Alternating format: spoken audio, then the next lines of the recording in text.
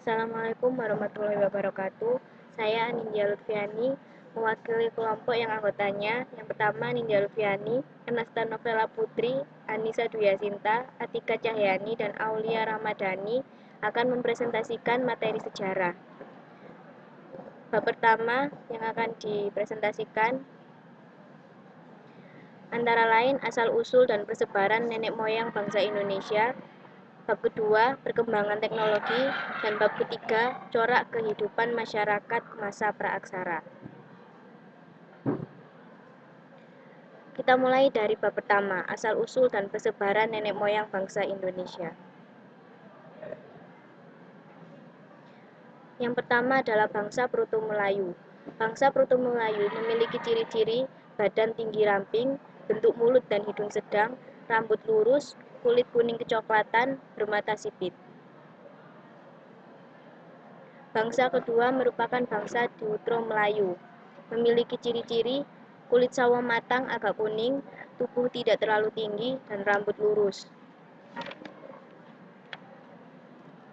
Yang ketiga, bangsa Melanosoid. Ciri-cirinya kulit kehitam-hitaman, rambut hitam dan keriting, badan tegap, dan hidung lebar. Kemudian, bangsa Negrito. Memiliki ciri-ciri berkulit gelap, berambut keriting, bermata bundar, berhidung lebar, berbibir penuh, berbadan pendek, dan tubuh kecil. Kemudian bangsa Wedit memiliki ciri-ciri yang pertama, letak mata dalam seperti berang, kulit coklat tua, dan rata-rata tinggi lelakinya 155 cm.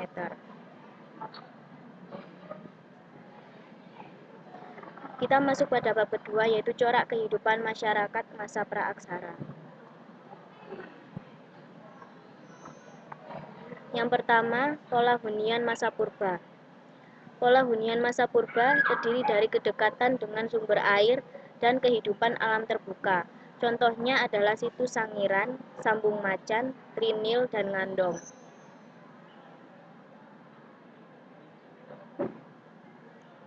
Yang kedua, dari berburu, meramu, sampai bercocok tanam.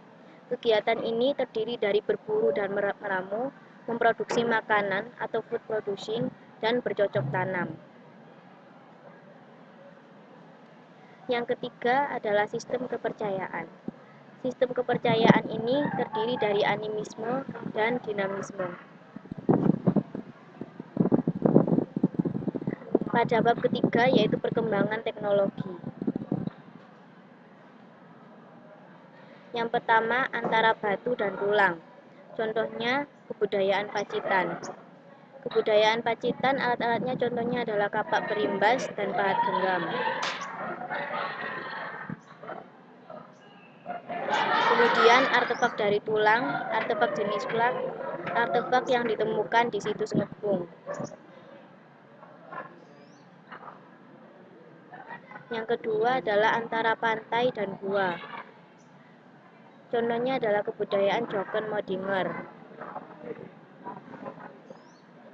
Dan batu pipisan merupakan alat yang digunakan, serta kapak genggam. Kemudian kebudayaan Apri Sosroch. Kebudayaan ini merupakan hasil kebudayaan yang ditemukan di gua-gua. Kemudian dilakukan pertama kali oleh von Stein Kalenseph pada tahun 1928 hingga 1931 di Gua Lawa dekat Sampung Ponorogo. Hasil teknologi bebatuan yang ditemukan misalnya ujung panah, flake, batu penggilingan, alat-alat tulang, dan tanduk rusa. Kebudayaan ini banyak ditemukan di Besuki, Bojonegoro, dan di daerah Sulawesi Selatan seperti di Lamonjong. Yang ketiga, mengenal api. Fungsi api pada periode penemuan manusia Homo erectus, api telah ditemukan dan digunakan untuk menghangatkan diri dari cuaca.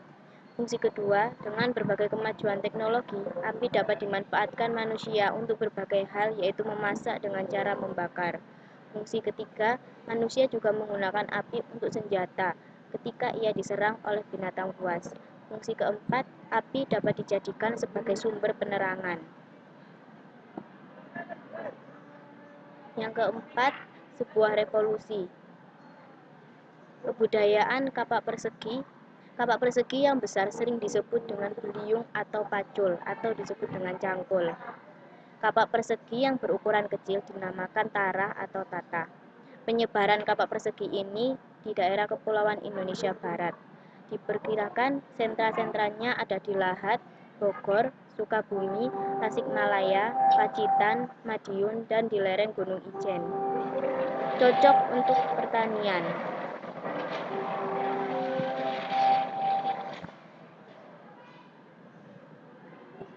Kemudian kebudayaan kapak lonjong. Kapak lonjong, bentuk keseluruhan alat ini bulat seperti telur. Kapak ini berukuran besar, sering disebut dengan Walsen bale, dan yang kecil disebutkan dengan Klein bale. Pada zaman Neolitikum juga ditemukan barang-barang perhiasan seperti gelang dari batu, juga alat-alat gerabah atau tembikar.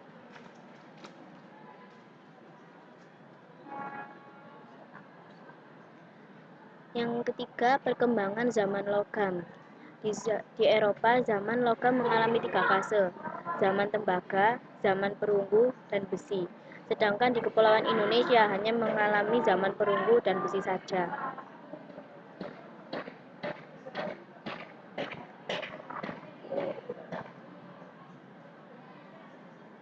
Yang kelima, konsep ruangan pada hunian atau arsitektur. Bentuk arsitektur pada masa praaksara dapat dilihat dari tempat hunian manusia pada saat itu. Bentuk pola hunian dengan menggunakan penanda angin menghasilkan pola menetap pada manusia masa itu. Secara sederhana, penanda angin merupakan suatu konsep tata ruangan yang memberikan secara implisit memberikan batas ruang.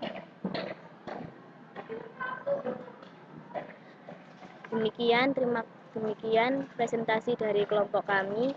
Terima kasih. Wassalamualaikum warahmatullahi wabarakatuh. Sudah selesai. Sudah bisa yang